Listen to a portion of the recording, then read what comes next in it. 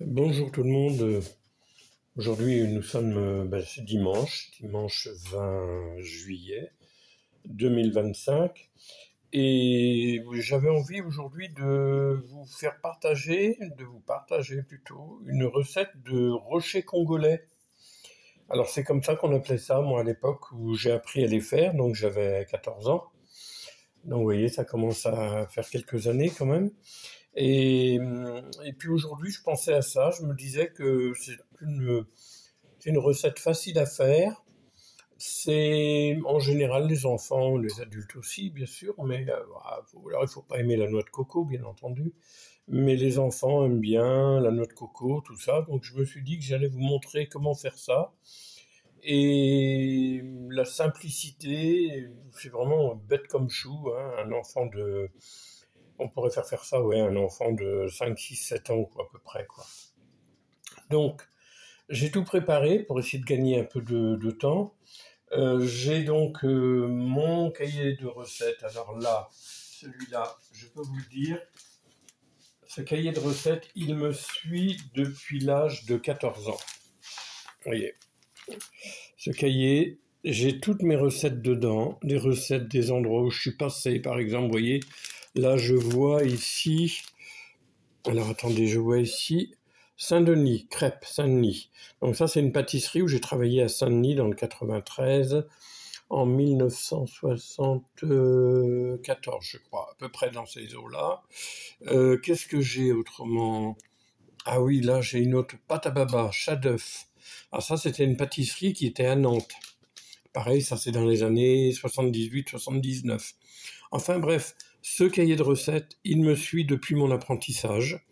Et je m'en sers toujours régulièrement. Vous voyez, alors, il y a des feuilles qui sont un peu fatiguées, on va dire, hein. Et bon, c'est l'écriture que j'avais à l'époque, qui n'a pas beaucoup changé d'ailleurs. Là, j'avais tapé ça à la machine, vous voyez, on voit les codes. Donc bref, ce cahier de recettes, il me suit donc depuis mon apprentissage. Donc ça veut dire que ça fait 60 ans. Il a 60 ans ce cahier. 60 ans que je traîne ça avec moi.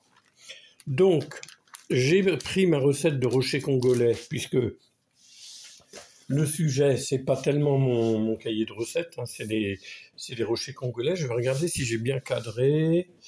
Voilà, oui, c'est bien cadré, ça va. Bon, on verra un peu mon bidou, hein, tant pis, hein, qu'est-ce que vous voulez, hein. C'est plus le bidou que j'avais à 14 ans, ça c'est certain. Donc, je vais vous donner tout de suite les ingrédients, pour ceux qui seraient intéressés.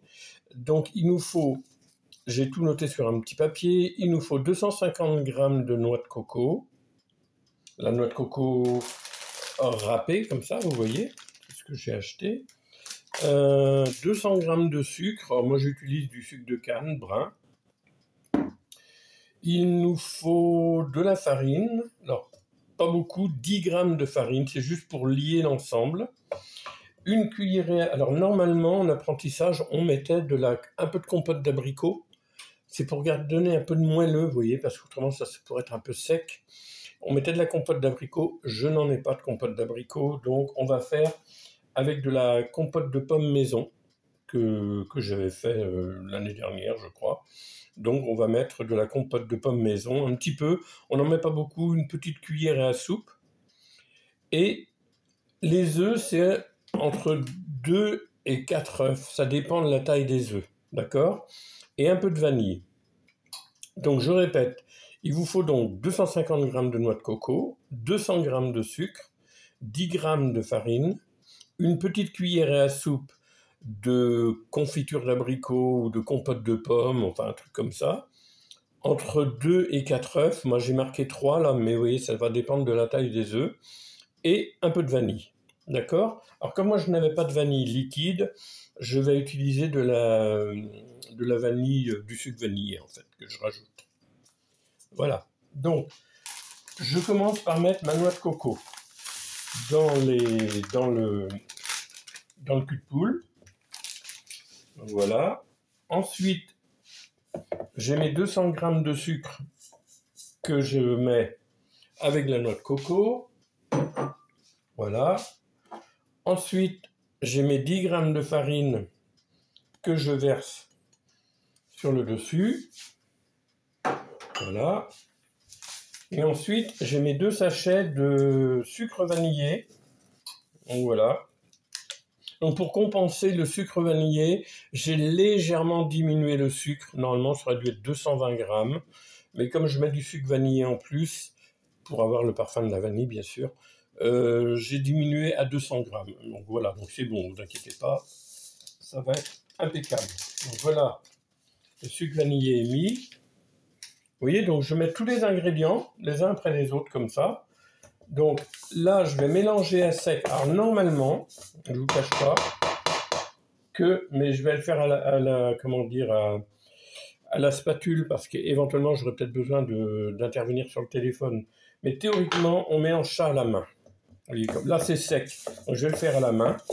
Vous voyez, comme ça, on mélange bien à sec les ingrédients, c'est-à-dire la noix de coco, le sucre, la farine et le sucre vanillé que j'ai mis. Vous voyez, donc là j'ai tout mélangé.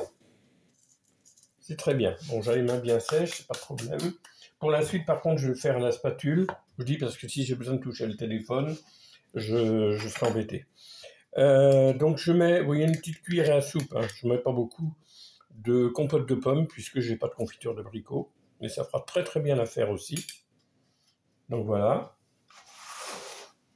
Et là, maintenant, je vais incorporer mes œufs. Donc, alors, une chose que je fais toujours, là, j'étais prêt à donner le mauvais exemple. Je vais reprendre mon petit ramequin. Les œufs, je les casse toujours un par un dans un petit ramequin, un verre, un petit bol, enfin peu importe.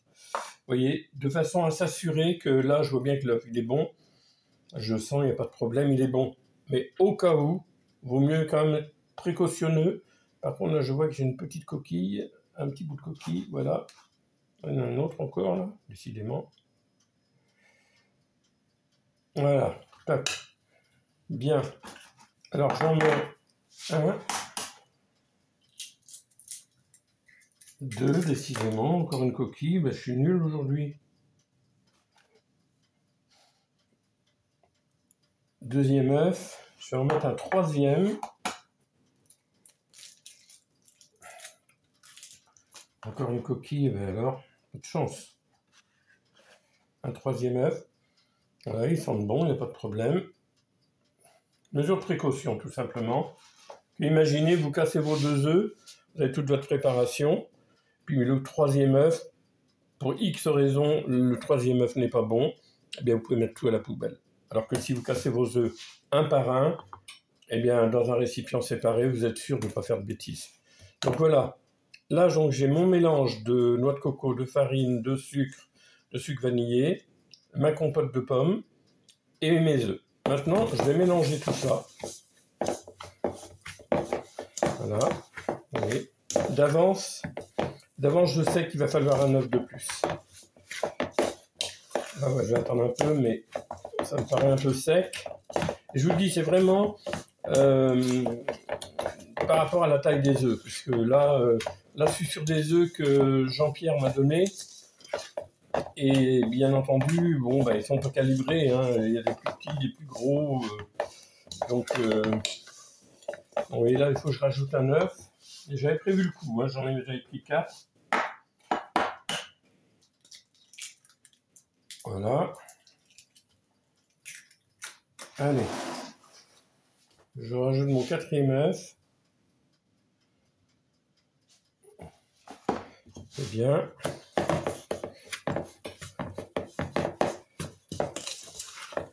Donc vous voyez, c'est pas compliqué, hein. Donc on a mis tous les ingrédients, on mélange bien. Alors on doit avoir une préparation qui est quand même assez ferme, et vous allez comprendre pourquoi après, puisque on va faire des petits tas, hein, des rochers, comme on dit, puisque vous voyez, on appelle ça, alors il y en a qui appellent ça rocher de noix de coco.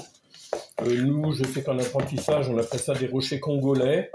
Alors, est-ce que à l'époque, je sais pas, hein, peut-être que les noix de coco, je ne sais pas de quel pays ça peut venir, la noix de coco d'ailleurs, mais peut-être qu'éventuellement, les noix de coco venaient il y a des noix de coco au Congo, donc bon, ils ont appelé ça rocher congolais à l'époque. Bon, je vous parle de ça, hein. il y a 60 ans, hein, quand même. Donc voilà, vous voyez ma préparation? Elle est bien... Alors, elle n'est pas dure, parce que vous voyez, on voit, mais elle se tient. Elle a une certaine fermeté, ce qui est important pour la suite des événements. Donc voilà. Donc là maintenant, par contre, pour la suite, je vais être obligé d'y mettre les mains, parce que vous allez voir, on fait ça avec les mains, et puis s'il faut que j'intervienne sur le téléphone, eh bien, je me laverai les mains, et puis c'est tout. Donc, voilà la préparation. On va passer à l'étape suivante.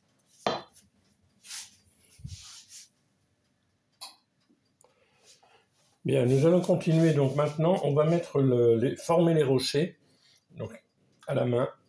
Donc pour ça, j'ai préparé une plaque que j'ai pour mon four, une feuille de papier cuisson, qui a déjà servi pour des rochers d'ailleurs, mais bon, elle est encore en bon état, donc je la réutilise. J'ai ma préparation, et à côté, j'ai pris un récipient dans lequel j'ai mis de l'eau. Parce qu'en fait, je vais avoir les mains, mouillées, pour éviter que la préparation colle sur les mains. Je prends... Alors, la taille, vous faites ce que vous voulez. Vous pourriez faire, allez, je dis n'importe quoi, vous pourriez faire des gros trucs comme ça. Dans le commerce, d'ailleurs, dans ce qui est vendu en pâtisserie, bien souvent, c'est cette taille-là. Vous voyez qu'on fait comme ça, à peu près. Mais là, je vais faire des plus petits. Donc, la taille, peu importe, enfin, c'est pas grave, quoi, qu'ils sont un peu plus gros, un peu moins gros. Alors là, à peu près, vous voyez, si ça peut vous donner une idée, la taille d'un œuf à peu près, vous voyez, à peu près la taille d'un œuf. Donc je prends la matière, toc, je mets ça comme ça, un petit peu dans ma main, je pose sur le papier, et puis je donne une petite forme comme ça, vous voyez, un petit peu, faut pas que ce soit bien lisse, que ce soit, non, et un petit peu, un rocher, on appelle ça des rochers congolais, les rochers au bord de la mer, ils sont pas ultra lisses toujours, hein, ils sont un peu difformes, eh bien là on fait la même chose. Donc, on reprend, on prend un petit tas de la taille d'un œuf, et on les pose, tout simplement. Vous voyez, un enfant pourrait faire ça. Et voilà, tu l'as peut-être un petit peu gros, donc il est un peu gros, ça me plaît pas. J'en enlève un peu, celui-là aussi d'ailleurs, je pense que je peux en enlever un peu. Voilà, je remouille les doigts parce que sinon ça colle.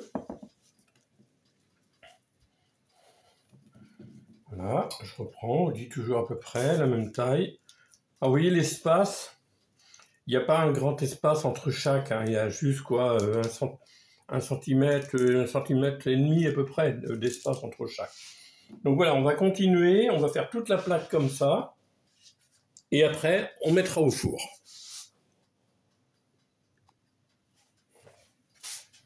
Donc voilà, là on arrive à la fin. Je prends le restant, vous voyez, puis c'est facile. Regardez, je frotte un peu ce qui reste en préparation pour bien racler tout ce qu'il y a dans le fond. La gamelle est propre, le cul de poule. Et je fais mon rocher avec la dernière préparation. Voilà. Voilà, on se rince les mains. Voilà pour nos rochers. Là, maintenant, on les a dressés. Ils sont donc sur ma petite plaque avec le papier cuisson. Et je vais les mettre au four, tout simplement.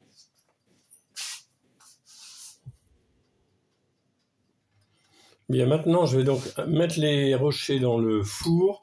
J'ai réglé mon four à peu près autour de 200 degrés environ.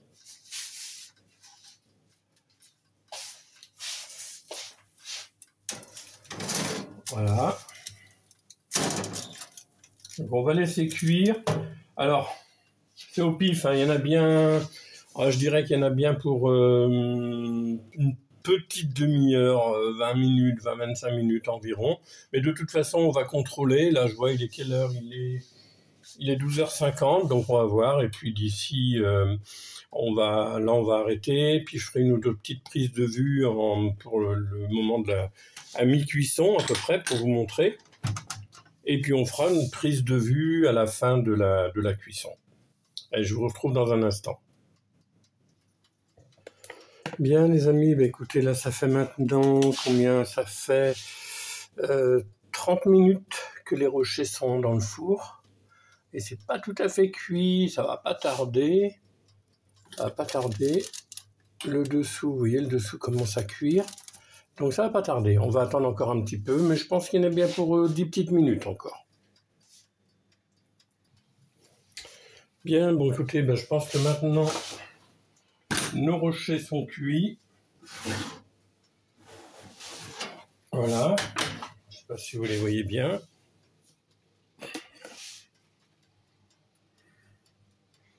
Les rochers congolais sont cuits, donc on va les mettre sur une petite assiette. On va en couper un en deux pour voir un peu comment dire, l'aspect au niveau de la coupe.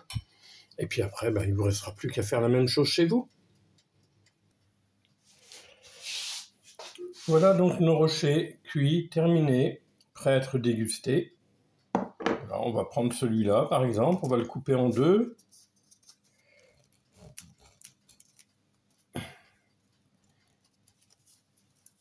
Voilà.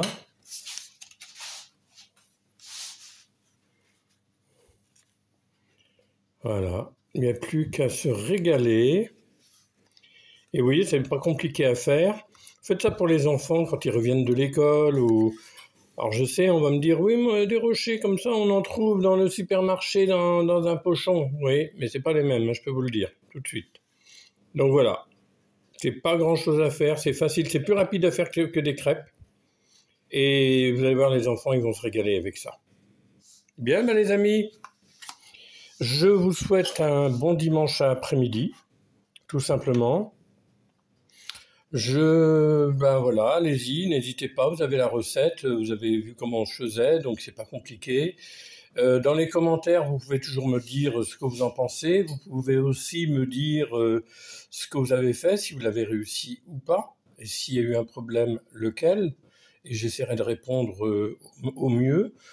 J'en profite aussi pour dire à celles et ceux qui ont laissé des commentaires dans les derniers shorts, eh bien, j'ai un petit peu de retard pour les réponses, mais que je les oublie pas, parce que j'ai pas mal de travail dans le jardin en ce moment, donc du coup, on peut pas être au four et au moulin.